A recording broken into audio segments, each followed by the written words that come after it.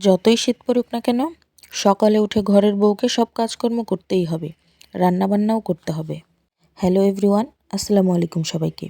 আবারও নিয়ে আসলাম আপনাদের মাঝে আমার নতুন একটি ভিডিও। সকালবেলা উঠেই সকল রান্নাবান্না শেষ করে নিলাম। সকালবেলা গরম ভাতের সাথে আলু ভর্তাটা খুব বেশিই প্রিয় হয় আমাদের। তার সাথে ধনিয়া পাতার স্মেল, সকালবেলা হালকা খাবারের সাথে ভর্তা ভাতই অনেক ভালো। তারপর দুপুরের খাবারটাও একসাথে রেডি করে নিলাম। আজকে আমরা সবাই মিলে যাব আমাদের বাড়িতে, মানে লিয়ামনির নানু বাড়ি।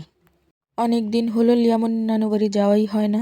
যাওয়ার পথে একটু খামার দিয়ে ঘুরে আসলাম। আমাদের খামারে আরও 2টি গরু নতুন আনা হয়েছে, যার দাম প্রায় 5 লাখের কাছাকাছি। 2টি গরু থেকে প্রায় 40 লিটারের মতো দুধ পাওয়া যায়।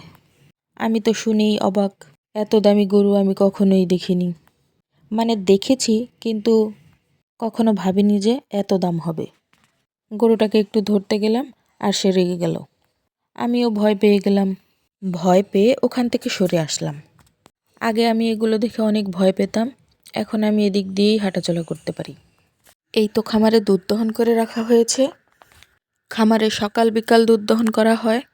খামারে দুধ দহন করার জন্য আলাদাভাবে একজন কর্মচারী রাখা হয়েছে। খামার থেকে বের হয়ে গেলাম আমাদের বাড়ি যাওয়ার উদ্দেশ্যে। যেতে না যেতেই মোটরসাইকেলের তেল ফুরিয়ে গেল।